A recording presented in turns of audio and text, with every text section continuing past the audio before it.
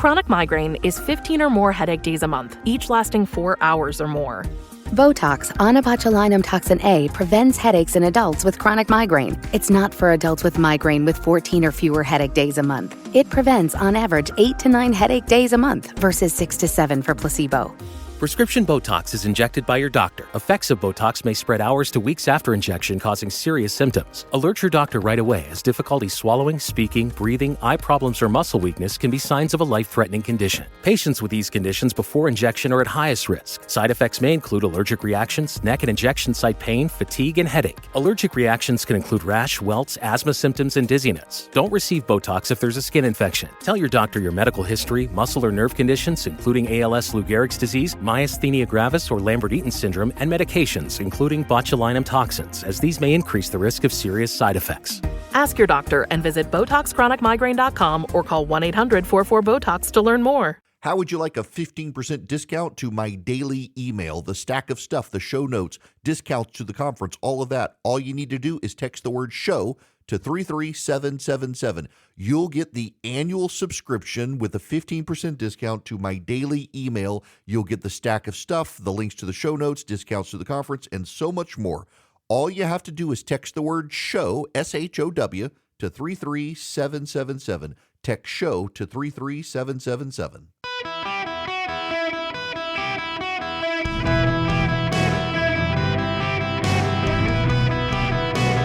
Welcome to the Eric Erickson Show podcast, Hour 3.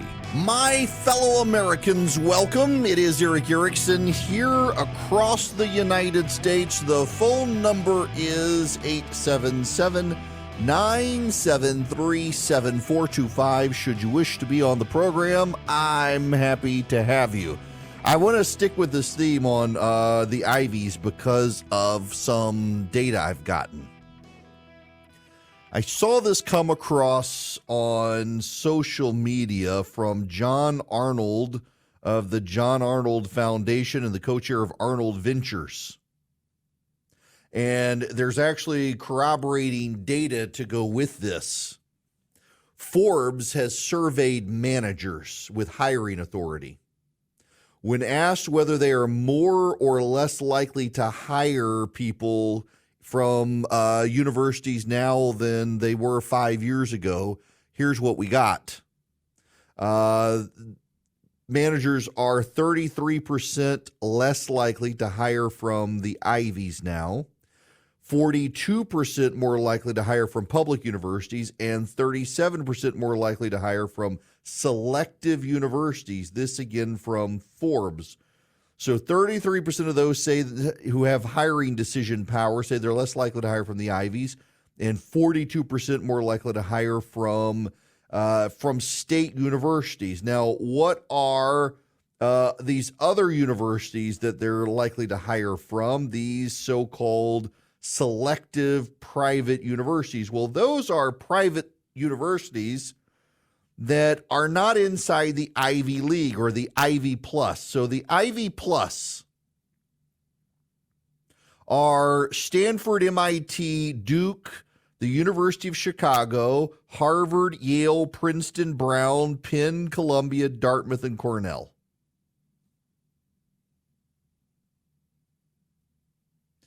The Ivy Plus, again, so Forbes counts in this list, even though they're not the traditional classics of Harvard, Yale, Princeton, Brown, Penn, Columbia, Dartmouth, and Cornell. They're also adding Stanford, MIT, Duke, and the University of Chicago. Also, you can add in the University of California across the board. But what's notable is Rice, Emory, Vanderbilt. They have popped.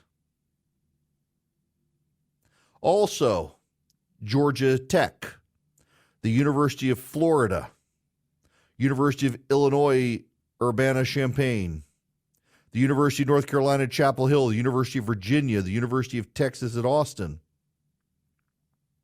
Those are institutions where there's an increase in review.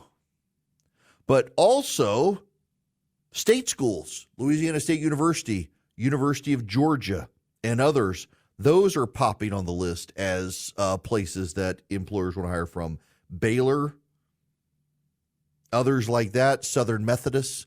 Employers have gotten tired of the Ivy League. Now, here's the thing.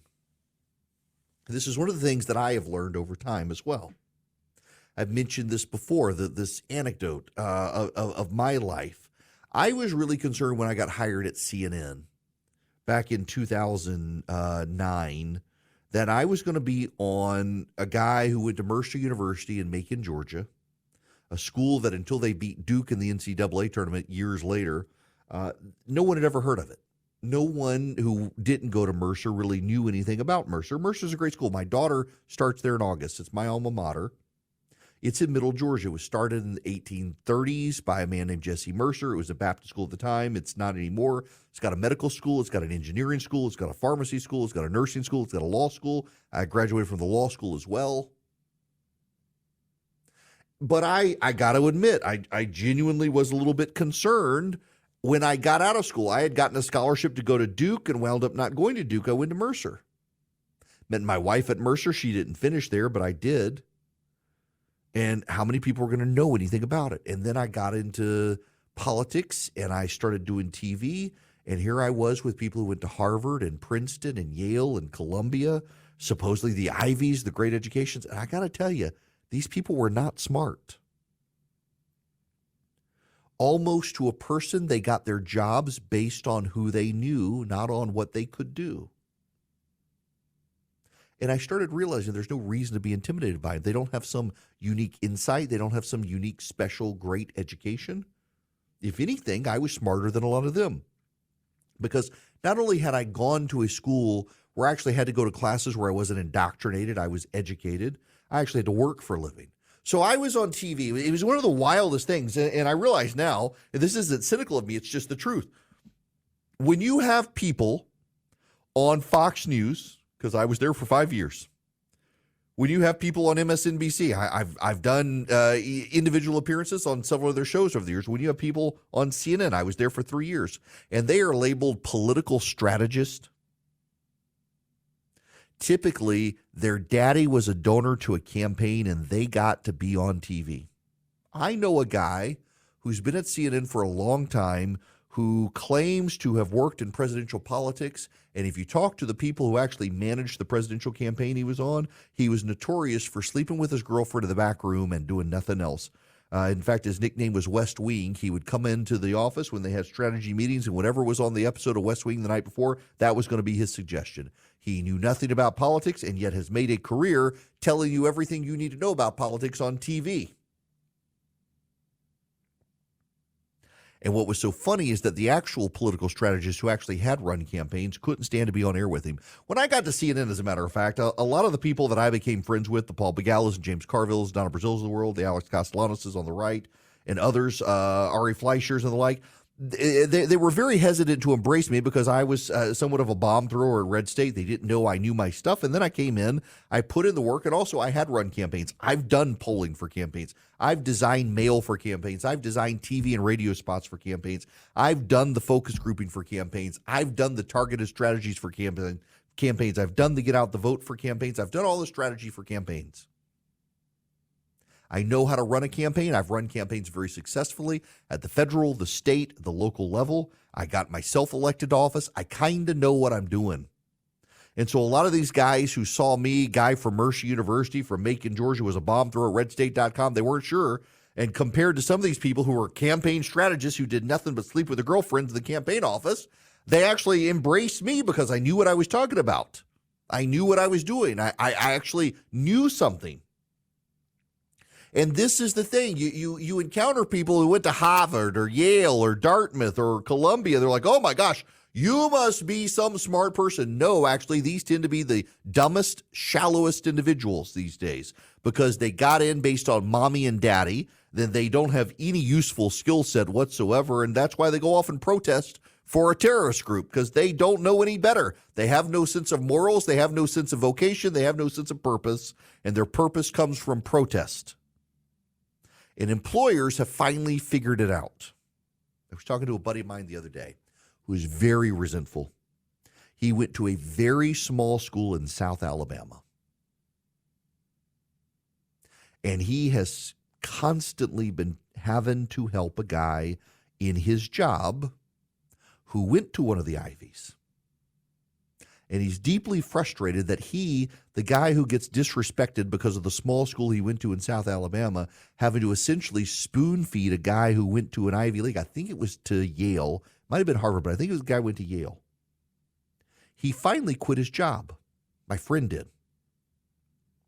He finally quit his job, and the CEO called him in and asked him why. And he was very blunt. Says he went to a small school in Alabama. He's having to do all the work for the guy who went to the Ivy League.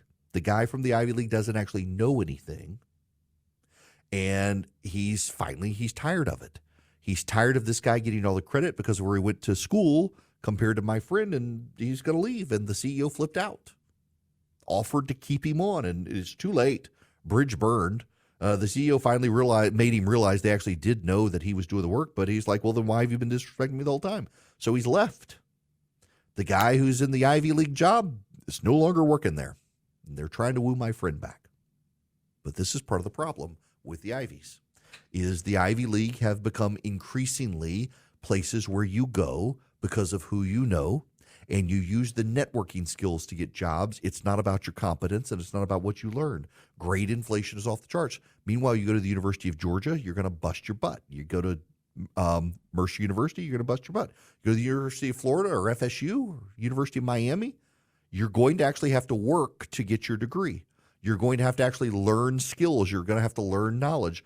One of the things I think people forget about college is that college is very often not where you learn a useful skill. It's where you learn to think. Particularly law school is that way. I really assumed when I got to law school, and if you haven't been to law school, you assume, I think, that you go to law school and you learn the law. You don't actually learn the law. The law is too voluminous for you to learn in law school. What you learn in law school is how to think and how to research.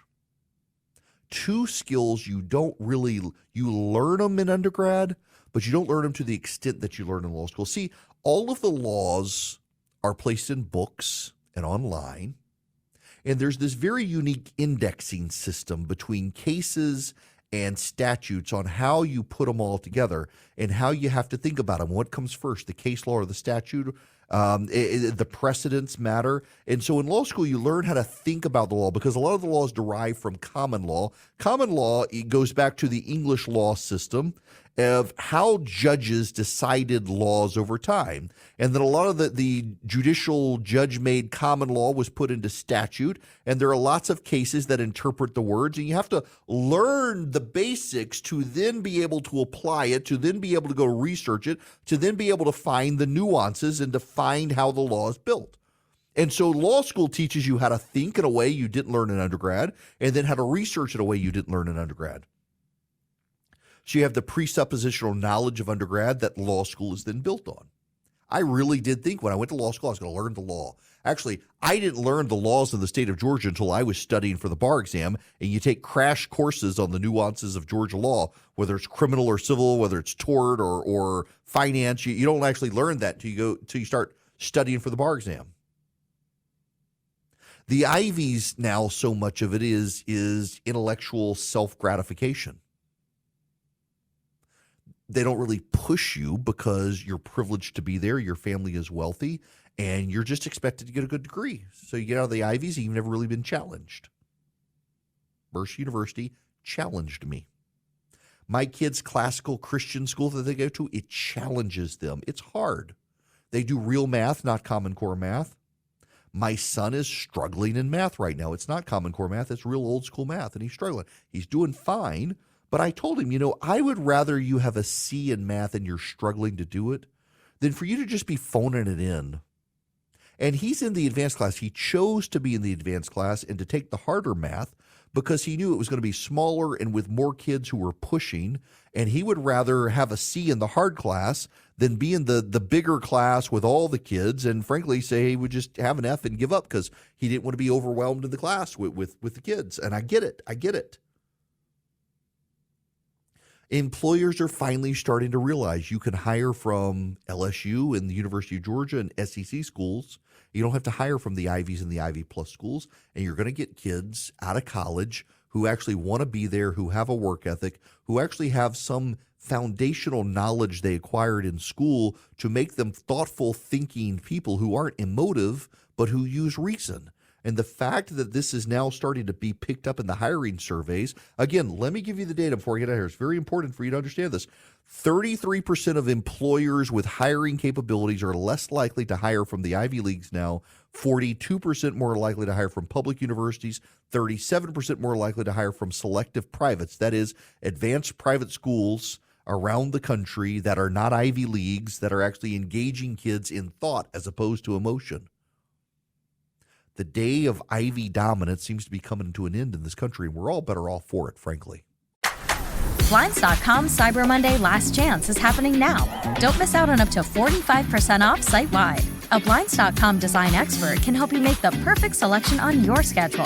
We can handle everything from measure to your whole home installed for one low cost. With over 25 million windows covered, Blinds.com is the #1 online retailer of custom window coverings. Save up to 45% site-wide, plus a free professional measure right now at Blinds.com. Rules and restrictions may apply. Welcome. It is Eric Erickson here. The phone number 877-973-7425. Well, this is from CNBC. All the data so far shows inflation isn't going away, and it's making things tough on the Fed. The Commerce Department indexes that the Fed relies on heavily for inflation signals prices are continuing to climb at a rate higher than the 2% annual growth rate. The stubborn inflation data raised several ominous specters, namely the Fed may have to keep rates elevated for longer than they thought they were going to have to. Now, there's a tie-in here. So I was talking to my dad, by the way, this weekend, and he said the $50 bills become the new $20 bill. He used to be able to get $20 bills from the bank, and he could take care of like buying their groceries and stuff and hand the lady a 20 and out the door, and now he's having to do a 50. Rising food prices are sending more shoppers to Aldi.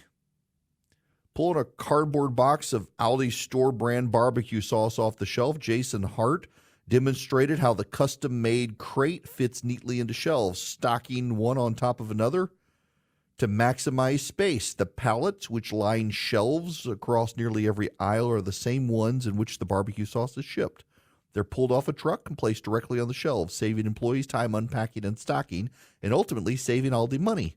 It's not just random how these things are designed, says Hart, the chief executive of the grocer's U.S. operations. Aldi leans more heavily than other supermarket chains on no-frills practices across its 2,400 locations. The company's stores typically carry 2,000 items compared to the average of 31,000 at major grocery operators. All these stores are smaller, typically 20,000 square feet, less than half the size of an average supermarket. Nearly every aspect of Aldi's operation revolves around saving money.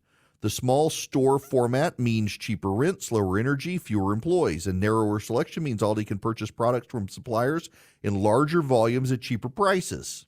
Hart, who runs Aldi's U.S. arm for nearly a decade, says the results show on the sticker prices. Aldi is becoming the place for a lot of people to shop. We've got one here in my town, and it's packed. All the time, it's packed. Hillsdale College actually can give you a great primer on economics. All you have to do is read Imprimis, and they have great conservative thought from leaders like Heather McDonald, Chris Rufo, even Larry Arnn himself, the president of Hillsdale College. All in Imprimis completely for free to you, delivered to your mailbox every month at no charge. And I mentioned it's free. All you do is go to Eric, E-R-I-C-K, ericforhillsdale.com. Go to ericforhillsdale.com today. Sign up for Imprimis. You'll learn about what the conservative thought leaders of America are thinking about economics, about crime, about immigration, about public policy as a whole, about the deep thoughts of the intellectual conservative movement. Eric, E-R-I-C-K, ericforhillsdale.com. It's completely free. It's worth getting in large part because it opens your mind to all the great ideas still out there in the conservative movement. Not a stagnant movement, but filled with competing ideas in play for each other and for your mind, and you capture them all in Imprimis for free every month. ericforhillsdale.com, E-R-I-C-K, ericforhillsdale.com. Go sign up today. Get Imprimis in your mailbox every month at no charge to you. It's part of Hillsdale's plan to educate America. This episode is brought to you by Amazon. The holidays are here, and you know what that means. It's time to get your friends and family the gifts they deserve. Take the stress out of shopping with Amazon's great deals and low prices on a huge range of items from toys to tech and much more. Whoever you're gifting for, Amazon has great prices on everything you need this holiday season. Shop Amazon for all your gifting needs. Greetings. How are you? It's Eric Erickson here. The phone number is 877-973-7425. We haven't talked about this in a while, and I kind of need to. However, there is some breaking news happening right now. Protesters are defying the deadline to leave Columbia University's encampment. The university has told them if they don't leave by 2 p.m., they will be cleared out by force, and they will be suspended. They are refusing to leave. We will see how this showdown ends. Does Columbia really have the wherewithal to suspend them? I don't know. But I want to move away from there.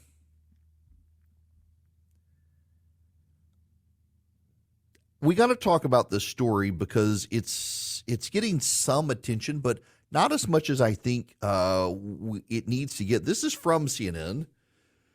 Wilhelm Innocent's picture on the FBI's 10 most wanted list of fugitives suggested a crazed man, eyes wide and wild, teeth bared. It's the photo you might expect for a gang leader accused of destabilizing a nation who claims to be under divine protection and who has a $2 million bounty on his head for alleged kidnappings. In person, he projects a different image, at least to guests. Powerful, yes, surrounded by armed acolytes who jump at his glance, but also carefully solicitous, with a cooler full of sandwiches for his visitors and a tendency to wax philosophical in conversation. After weeks of negotiations, CNN entered Haiti's gangland earlier this month to speak with Innocent, whose armed group, Crez Barrier, is among the allied armed groups that have plunged Haiti into a crisis of lawlessness. He's an influential voice among the country's gang leadership and one who believes that peace must be restored. But under what conditions?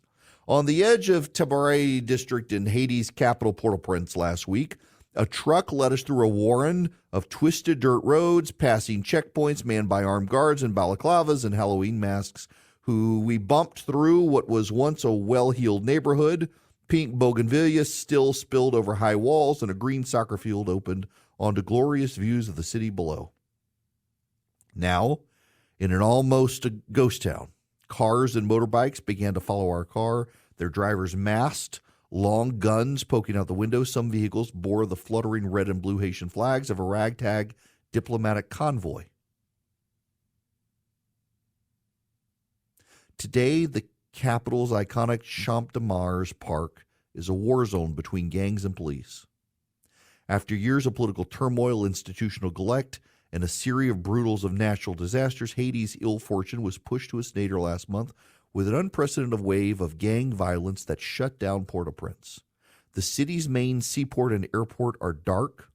Government ministries have been taken over by refugees fleeing gang attacks. Bodies lie among uncollected trash in the streets and the neighborhoods. Still free of gang control, have seen the rise in fear-filled vigilantes who kill and burn suspicious outsiders. Signs of the city's dysfunction were evident within the Crez Barrier stronghold. Inside Innocent's sprawling house, the air was still and hot. His foot soldiers labored to get a generator running to power air conditioning or fan. No one had bothered to remove the wrecked sedans that still sat in a pool with its blown-out windows and 4 flat tires. But the man on the gold sofa preferred to speak about a brighter future, one he claims Haiti's gangs are ushering in. All right, here goes. I don't think you can separate this from the Haitian embrace of paganism and voodoo that has overrun this country for over 100 years. There's been a lawlessness in Haiti for a very long time. It has nothing to do with race. I've heard some commentators in this country try to make racial claims about it. That's not true.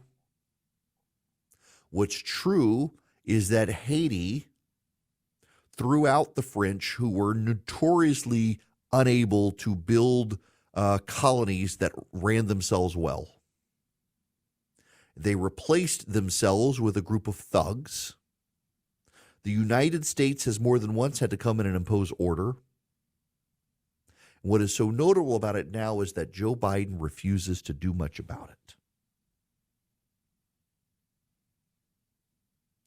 This guy, what's his name again? Wiedelholm Innocent. Wiedelholm Innocent is a gang leader. He's under sanction by the United Nations for human rights abuses.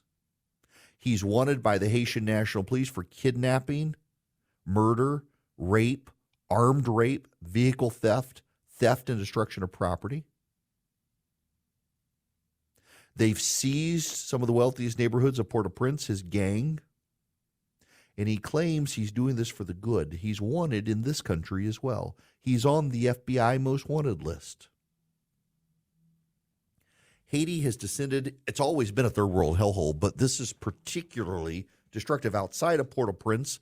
Things are also out of hand. My church actually helps fund a church plant in Haiti. The stories that come out of there are wild. It's not only Wiedelholm Innocent. Ex-police officer Jimmy Cesare is known as Barbecue. Do you know why they call him Barbecue? It's what he does to his victims. Here's the problem. I already know what some of you are going to say. We don't have the money. One of my frustrations with Ukraine funding and Israel funding and Taiwan funding, which I supported, is my buddy Chip Roy and others have a very meritorious argument that we need to be cutting other stuff to pay for this stuff instead of adding to the national debt. It's true. But you know what's going to happen if we don't go into Haiti and deal with this? The Chinese will. Don't look now. The Cubans have already entered into an agreement with the Chinese to allow the Chinese port space for its navy in Cuba, very near Guantanamo Bay. The Chinese are negotiating with the gang leaders in Haiti. The Chinese would love nothing more than to have a foothold in the Caribbean for its army and navy. If we don't impose order on Haiti, the Chinese will. And we will have one more communist country on our doorstep that's not only hostile to us, but supporting China. Say what you will about Taiwan, Israel, and Ukraine, but we got the Monroe Doctrine, and we've got the Western Hemisphere. And if we are not willing to revitalize the Monroe Doctrine to serve our interests, China's going to take advantage of that very near our doorstep. The communist nation of Cuba is the closest communist nation to the United States, 90 miles away. It spies on us here. It does the bidding of China. It is not our friend. And very near Cuba is Haiti. You look on the map, they're right next door to each other. The Dominican Republic is being destabilized on its border. The Dominican Republic is an American ally in the Caribbean with a pretty peaceful government. It's got problems, crime's on the rise. It's had some internal turmoil, but nothing like Haiti. Haiti has become a haven for gangs and murderers. The United States needs to deal with this. In the early 1900s, Americans sent in Marines. Bill Clinton, as president, had to send in Marines and Green Berets. It's a problemed, impoverished country.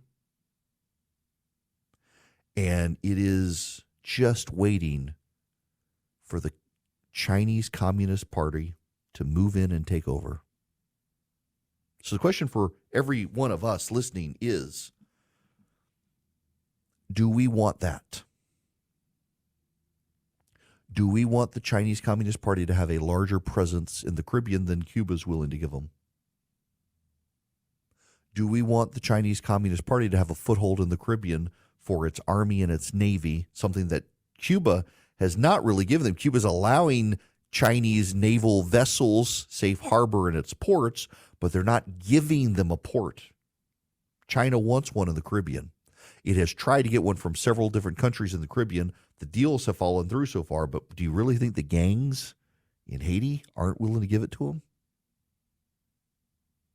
We have an international crisis on our hands.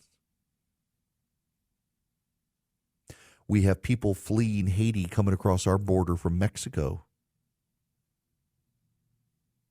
We solved the Haiti problem. We solved part of the illegal immigration problem at the border. And we solved the problem of China looking to get a foothold into the Caribbean. These are not hard decisions. They're only hard because we have a dementia patient as president of the United States. We need to do something about Haiti, and we need to do it soon.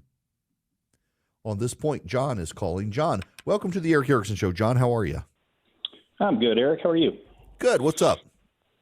Well, I just wonder if part of the problem in Haiti would be the migration to the U.S. If you've got citizens in a country that are willing to make change and help their country, or they can go north and cross the border, I got a feeling a lot of them are going to go north and cross the border. Yeah. Do we have any statistics on how many Haitians have done that? Well, they're actually the Haitians in the last year have been one of the largest countries to come across the southern border. They fly in from Haiti to Mexico City or Monterrey, and they make their way up. So there you go. You've got a country that's the people that have left could have probably stayed there and made change if we had a closed border. They wouldn't have had a choice. Yeah. Oh, you're absolutely right. They absolutely would have needed to stay there and deal with the situation in Haiti. Now, they would have probably gone into Canada, come across that way. A lot of the Haitians who have come here actually have Haitian relatives already in the United States. But at the same time, yes, a lot of people fled. They didn't want to stay. And honestly, I can't really blame them because the amount of violence, the amount of guns that the gangs have, the president of Haiti fled, the prime minister of Haiti fled, the Supreme Court of Haiti has disappeared, police are leaving. It has turned into anarchy in Haiti. I'm deeply sympathetic to, I don't want them to come, but I'm sympathetic to why they want to come. And if the United States would actually take firm action against Haiti and actually deal with the situation, we probably as a nation would not be dealing with all the nonsense we're about to be dealing with China setting up shop in Haiti. Y'all, this is not a hard thing. This is not a hard thing. We need to deal with the Haitian situation before we allow the Chinese to deal with the Haitian situation. Because if we allow the Chinese to deal with the Haitian situation, they're going to be setting up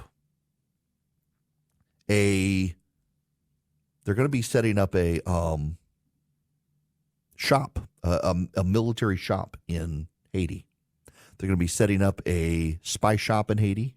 They're going to be setting up a military shop in Haiti. They're going to be setting up a industrialized surveillance program in Haiti. They're going to do that. It's what they want to do. The Biden administration is remarkably fallen down on the job here because they're so phobic about being seen as colonizers. They're willing to allow the Chinese to colonize Haiti instead of us dealing with it. We have a Monroe Doctrine. We need to use it. This is happening right now, by the way. This is breaking news. At the University of Texas, police have begun tearing down protesters' barriers. They're in riot gear. Protesters are fighting back at the police. The same thing happening at Columbia University as I'm talking. The police and the protesters are beginning to fight at these universities around the United States as they're being cleared out. There have been disruptions at the University of Georgia today and at Emory University today as these protesters turn violent as the police are trying to clear them out. Keep your eye on this situation. And remember, this is a preview of what's going to happen at the Democratic Convention in Chicago this August, as so many of them have come in and demanded disruptions, and you got the Chicago mayor is a sympathizer to Hamas. They're going to ruin this for Joe Biden. It's going to be hilarious to watch. Now, I got to tell you, Vision Computer wants to end the problems you're having with your computers. I want to talk to you if you've got a PC, if you've got a Windows machine, but you didn't buy it from Vision Computers, it doesn't matter.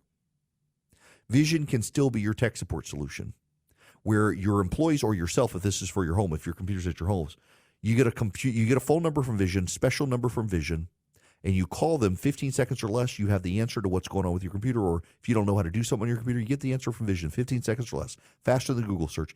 To get this, you call them at 404-COMPUTE. 404-COMPUTE, anyone nationwide, from Hawaii to Maine, it doesn't matter. Vision Computers can help you. Anybody in the United States, 404-COMPUTE, or go to visioncomputers.com. They can also build your computer. If you're in the market for a new computer, Vision can build your computer for you. They're going to save you money, or they're going to get you one that fits your needs, not the one-size-fits-all at the big box store. And then you get the tech support for free. You don't have to pay for it. It comes with your computer. They can save you money. They can keep you online. They can make your employees proficient for their job so that your employees can be focused on their job, not their computer. They can do it for your home. They can do it for your office. And, hey, if you got a kid going to college and your kid needs a computer, Vision can build it for your kid and then be their tech support solution so your kid knows who to call when they're in college if they don't know how to do something with their computer. 404-COMPUTE. 404-COMPUTE's the number. Or you can go to visioncomputers.com, 404-COMPUTE, or visioncomputers.com. Hello there. Welcome. It is Eric Erickson here. The phone number 877-973-7425. Should you wish to be on the program, delighted to have you with me. Victor, I got time for your call. Welcome. Thank you, Eric, for taking my call. And really, I'm appeal for what's going on in Haiti. I am Dominican and been in America. I'm an American for so many years. And what is needed to do over there in Haiti is way overdue. Other than words and unfulfilled promises, this administration, Biden administration, is doing nothing. People are getting killed every day on the street. In the meantime, they blaming the Dominican Republic for doing nothing, and we spend more than 30% of our national budget to pay for the women who go to deliver their kids in the Dominican Republic, staying illegally in the country. And it's time for the international community, led by the Americans, to take the situation down and change it to the betterment of this poor country. It is a shame. It is a shame, and we're giving, just as you said, the opportunity for the Chinese, the Cuban, and Venezuela to do their part and take over that impoverished country. There is so much that we could and should do, and promises made, frankly, that we haven't kept in ways we've kept to other countries. And it's very dangerous for our own national security. Victor, thanks for the phone call. It's dangerous to our national security. It genuinely is dangerous to our national security for any of these other countries to get a foothold into Haiti.